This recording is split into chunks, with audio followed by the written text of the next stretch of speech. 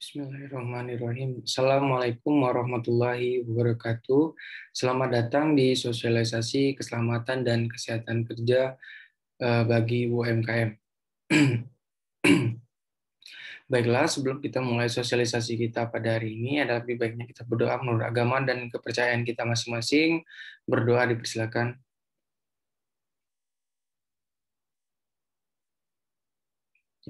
Cukup. Baik, langsung saja kita masuk ke sosialisasi kita mengenai keselamatan dan kesehatan kerja dengan topik definisi potensi bahaya dan risiko yang dapat menyebabkan atau dapat berjangka panjang pada kesehatan.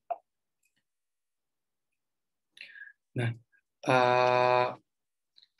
pertama, suatu bahaya kesehatan itu akan muncul bila seseorang itu kontak dengan sesuatu yang dapat menyebabkan gangguan atau kerusakan bagi tubuh ketika terjadi pajanan atau paparan yang bersifat berlebihan. Bahaya kesehatan yang dapat menyebabkan penyakit yang disebabkan oleh pajanan atau paparan suatu sumber bahaya di tempat kerja. Potensi bahaya kesehatan biasa di tempat kerja itu berasal dari lingkungan kerja, antara lain itu dapat disebabkan oleh faktor kimia, faktor fisik atau faktor fisika, faktor biologi, dan juga faktor ergonomis.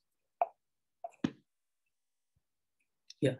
Nah, untuk bahaya faktor kimia. Nah, faktor kimia di sini yang dimaksud adalah bahan kimia yang berbahaya yang berbentuk padat, cair, uap, gas, debu, asap, atau kabut yang dapat masuk ke dalam tubuh melalui 3 cara utama. Antara lain, cara pertama adalah dengan cara terhirup atau dengan cara menghirup.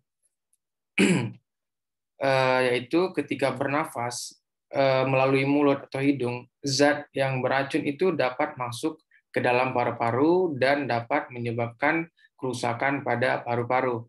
Nah, di mana seorang dewasa itu saat beristirahat itu akan menghirup sekitar 5 liter udara setiap menitnya yang mengandung debu, asap, gas, ataupun uap. Beberapa zat seperti fiber atau serat itu dapat langsung melukai dari paru-paru kita. Lainnya itu diserap ke dalam aliran darah dan mengalir ke bagian lain dari tubuh kita, sehingga tidak hanya paru-paru, ketika zat kimia ini atau bahan kimia ini diserap atau berjalan melalui aliran darah dan mengalir ke bagian tubuh lainnya, itu juga dapat akan menyebabkan kerusakan atau penyakit di organ tubuh kita. Nah, bahaya faktor kimia yang kedua itu apabila tertelan atau menelan. Bahan kimia itu dapat memasuki tubuh jika makan atau makanan yang telah terkontaminasi oleh zat kimia. Makan dengan tangan yang terkontaminasi atau makan di lingkungan yang terkontaminasi itu akan dapat menyebabkan kerusakan pada organ tubuh. Nah, selanjutnya zat di udara itu dapat tertelan saat kita menghirup udara tersebut karena itu bercampur apabila kita hirup itu akan bercampur dengan lendir dari mulut, hidung atau maupun tenggorokan.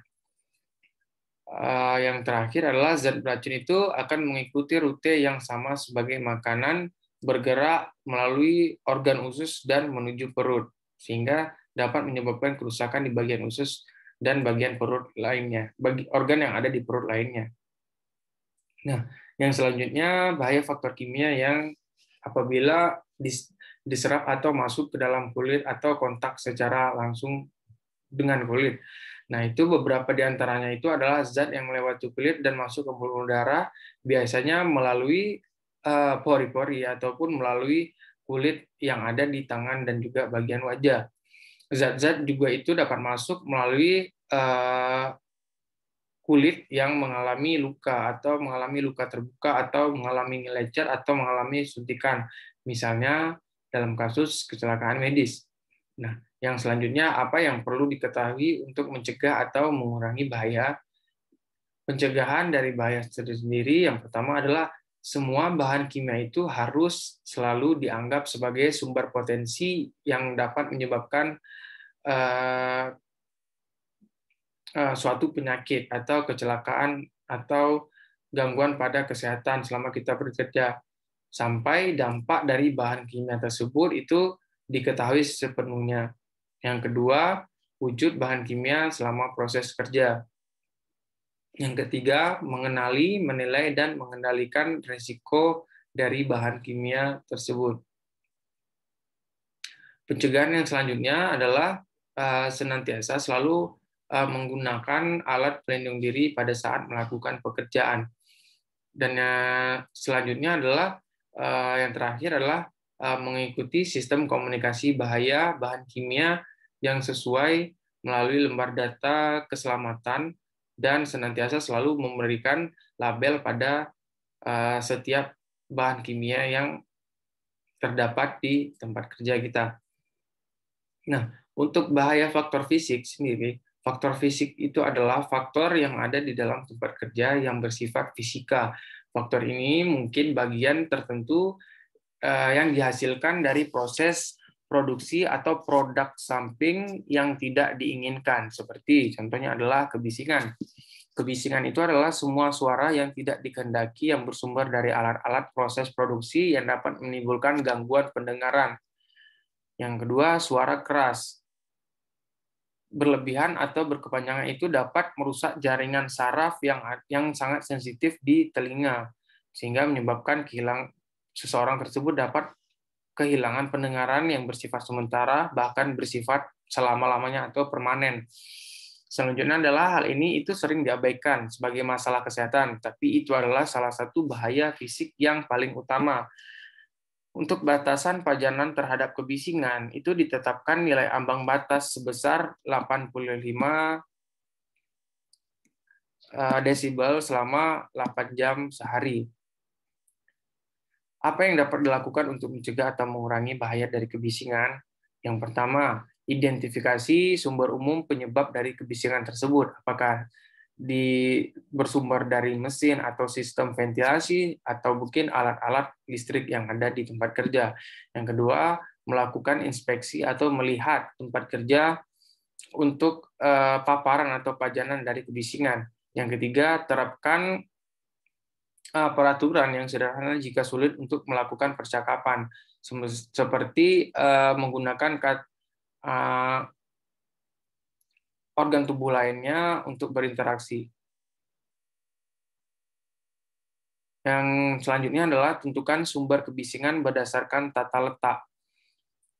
Yang selanjutnya adalah penyediaan alat pelindung diri seperti penutup telinga, dan yang terakhir adalah merotasi pekerjaan. Merotasi pekerjaan di sini maksudnya adalah pekerja yang tersebut semisal sudah mencapai 85 desibel dalam 8 jam pekerjaannya, maka dia dirotasi ke tempat yang sumber kebisingannya lebih rendah daripada tempat yang sebelumnya. Nah, untuk bahaya faktor fisik sendiri itu adalah yang selanjutnya adalah getaran. Untuk getaran ini itu adalah gerakan bolak-balik yang cepat, memantul ke atas dan ke bawah atau ke belakang dan ke depan. Hal tersebut itu dapat berpengaruh negatif terhadap semua atau sebagian dari tubuh. Contohnya seperti mengemudikan traktor di jalan yang bergelombang. Getaran yang terjadi itu adalah pada seluruh tubuh sehingga dapat menyebabkan nyeri punggung bagian bawah. Selanjutnya, getaran dapat dirasakan melalui lantai dan dinding oleh orang-orang di sekitarnya. Misalnya, mesin besar di tempat kerja itu dapat menimbulkan getaran dan dapat mempengaruhi pekerja yang tidak memiliki kontak langsung dengan mesin tersebut, sehingga mereka cenderung akan mengalami nyeri dan kram pada bagian otot mereka. Selanjutnya, batasan untuk getaran alat kerja yang kontak langsung maupun yang tidak langsung pada alat kerja yang menimbulkan getaran itu terkhusus pada lengan dan juga tangan. Tenaga kerja itu ditetapkan sebesar 4 meter per detik. Nah, apa yang dapat dilakukan untuk mencegah atau mengurangi risiko dari getaran? Yang pertama, untuk pencegahan dari getaran, yaitu adalah mendesain ulang peralatan untuk memasang penyerap getaran atau peredam kejut getaran. Yang kedua, ganti peralatan yang lebih tua dengan model peralatan yang bebas dari getaran yang lebih baru. Ketiga, pasang peredam getaran pada pegangan dan kursi kendaraan atau sistem remote control atau sistem kendali. Yang keempat, menyediakan alat pelindung diri, misalnya itu sarung tangan, yang dapat atau bisa meredam dari getaran yang ditimbulkan. Bahaya faktor fisik yang selanjutnya itu adalah iklim kerja. Iklim kerja ini itu merupakan hasil antara perpaduan antara suhu, kelembapan, kecepatan gerakan udara, dan panas radiasi atau pancaran dengan tingkat panas dari tubuh tenaga kerja sebagai akibat dari pekerjaannya. Yang kedua, ketika suhu itu berada di atas atau di bawah batas normal, keadaan ini itu dapat memperlambat pekerjaan seseorang. Yang ketiga, itu faktor-faktor ini itu secara signifikan dapat berpengaruh pada efisiensi dan produktivitas individu pada pekerja.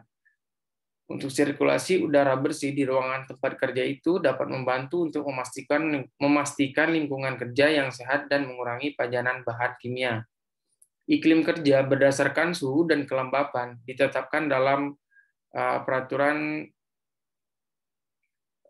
Kepmenaker nomor 51 tahun 99 di mana diatur dengan memperhatikan perbandingan waktu kerja dan waktu istirahat setiap harinya dan berdasarkan beban kerja yang dimiliki tenaga kerja saat bekerja, baik itu bekerja dalam intensitas ringan, sedang maupun berat. Apa yang dapat dilakukan untuk mencegah atau memperbaiki kontrol dari iklim kerja ini? Yang pertama itu pastikan bahwa posisi dinding dan pembagi ruangan tidak membatasi aliran udara. Yang kedua, sediakan ventilasi yang cukup yang mengalirkan udara di tempat kerja tanpa meniup langsung pada mereka yang bekerja secara dekat. Yang ketiga, mengurangi beban kerja fisik mereka yang bekerja dalam kondisi panas dan memastikan mereka memiliki kebutuhan air atau ketersediaan air yang cukup dan waktu istirahat yang cukup. Untuk bahaya faktor fisik lainnya itu adalah radiasi tidak mengion. Radiasi yang ditimbulkan dari gelombang elektromagnetik yang berasal dari radiasi tidak mengion, antara lain itu adalah gelombang mikro dan sinar ultra ungu atau sinar ultraviolet. Gelombang mikro ini sendiri itu digunakan antara lain untuk gelombang radio, televisi, radar, dan juga telepon.